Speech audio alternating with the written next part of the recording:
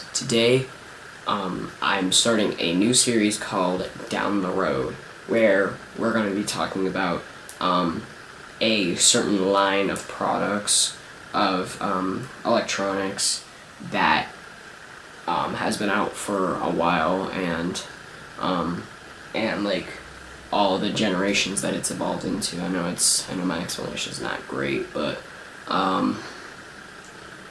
yeah, so today we are going to be going down the road of iPads. So, yeah, so let's go ahead and get started. So, iPads have been out for about 7 years now, since 2010. But how much have they evolved? Well, let's find out. So the original iPad was a pretty cool. So the original iPad was released on April 3rd of 2010, and it was and it was built like an absolute tank. I'm not kidding. It was so incredibly thick. Like it was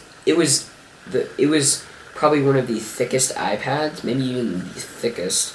But it was cool. It ran iOS 4, I believe, from the iPhone 4, and it really was good for its time. It was a nice thing if somebody couldn't afford a MacBook or anything like that.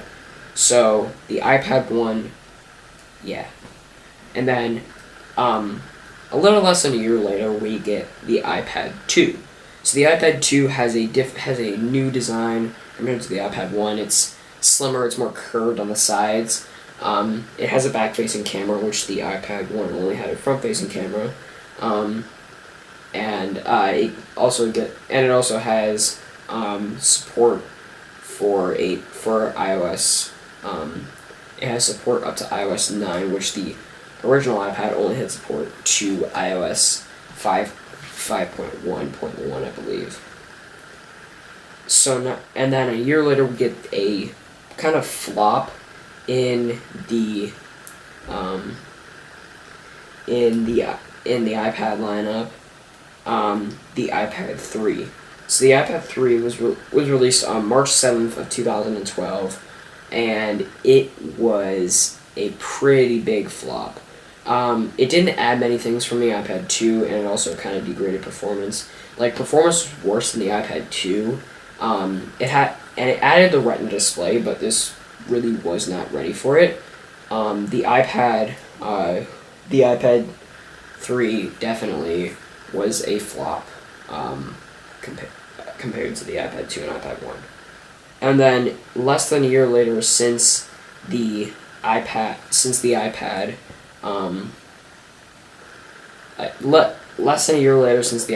was such a flop, we get the iPad 4.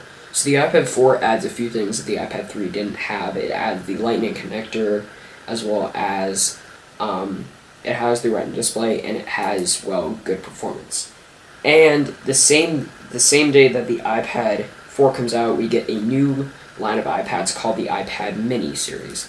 The iPad Mini 1 was released also on the same day as the iPad 4. They were both released on November 2nd of 2012, and the iPad Mini was definitely smaller compared to the iPad 4. The iPad Mini only has 7.9-inch display, while the regular iPads have 9.7.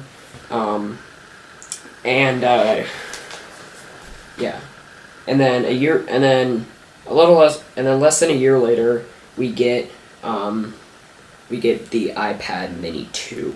So the iPad Mini 2 adds a few things that the iPad Mini 1 didn't have, like a Retina display, which is surprising that the iPad Mini 1 didn't have a Retina display. And it also did have faster. It also was faster than the iPad Mini 1, of course. And then about a month after we get the iPad Mini 2, we get a new line called the iPad Air series. The iPad Air 1 was released on November 1st of 2013, and it was a decent, and the iPad Air 1 was good. It was pretty much the successor to the iPad, to the regular iPad lineup, but just the iPad Air was a lot lighter than the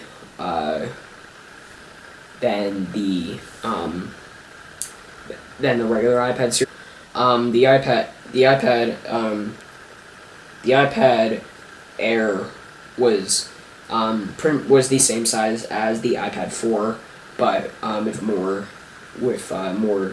squarish edges. I mean, and it also had it also was a lot lighter and definitely a lot faster than the iPad 4. And then a year after that, we get the iPad Air 1, we get the iPad Air 2.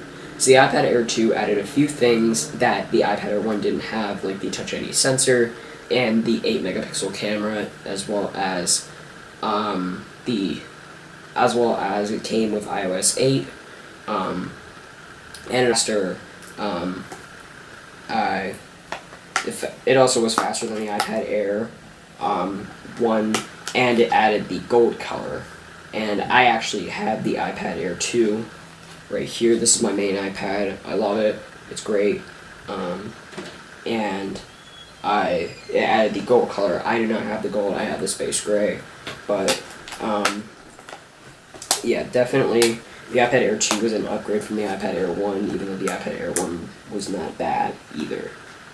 And just a few days later, we get the iPad Mini 3. So the iPad Air 2 was released on October 16th of 2014. The iPad Mini 3 was released on October 22nd of 2014. So a few day difference. But the iPad Mini 3 added a few things that the iPad Mini 2 didn't have, like the Touch ID sensor, which of course the Air 2 had as well. And it also added the gold color, as well as the faster graphics. So yeah, and then less than a year later, we get the iPad Mini 4.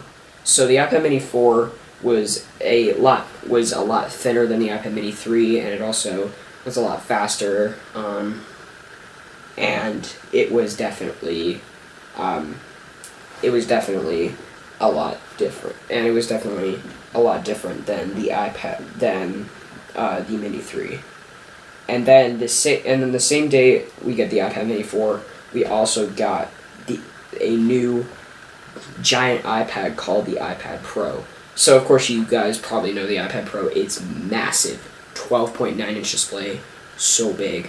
And compared to something like pretty much any of the other iPads that were released, it had pencils. It had the new Apple Pencil, which is a really nice drawing tool, and the smart keyboard, the smart connectors, and everything.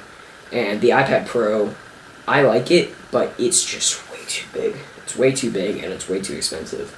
It's over $1,000 for that iPad. Oh my god.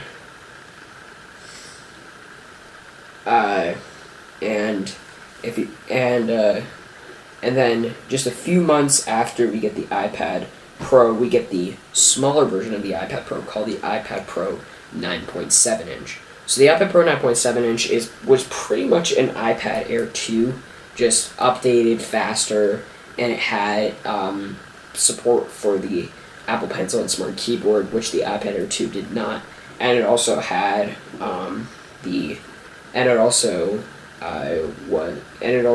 was a lot thinner and a lot faster, and it added the rose gold color and the 12-megapixel camera from the iPhone 6s. So yeah, and then just about a few months ago, we get the just dubbed iPad. So it's pretty much a 2017 version iPad pretty much the 2017 entry-level iPad. So this iPad is kind of the same thing as the iPad Air 1, but it has a few upgrades. Does not actually have an X chip, which is interesting. It has the A9 chip from the iPhone 6s, which I mean is not the newest thing, but it's still a decent processor. It also has a it doesn't have as a really nice camera, and the processor, the A9, is actually faster than what was in the iPad Air 2, which was the A8X.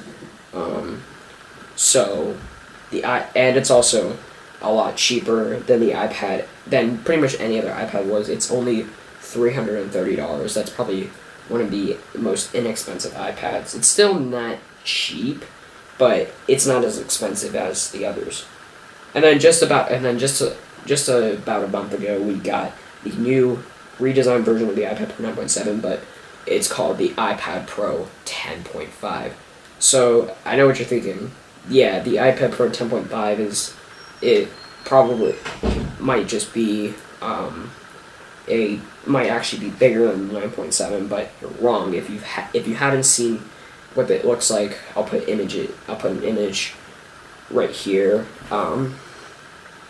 And so pretty much the iPad Pro 10.5 is the same size as the Pro 9.7, just with smaller bezels. Now they shrink the bezels. They did shrink the bezels, but they shrinked it. They didn't shrink it too much. Like, I think they shrink the bezels just to the right size, to the point where you have a good amount of screen. Palm rejection is decent, and I actually tested out that iPad in the Apple Store.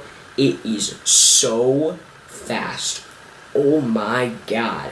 Like, it's really fast. And it's not cheap. It's pretty much the same price as the entry-level 9.7-inch iPad Pro. But it also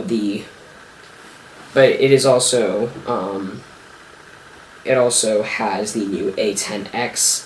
It has the same camera that's in the Pro 9.7, and it also has a new 512GB model. So no worries on storage with the iPad Pro 10.5. So that is going to wrap it up for this video. If you guys enjoyed, make sure to leave a like, and don't forget to subscribe. Comment down below which iPad you have and which iPad is your favorite. And if you want me to do what's on the iPad Air 2 video, or anything like that. And yeah, I'll see you guys in the next video. Peace.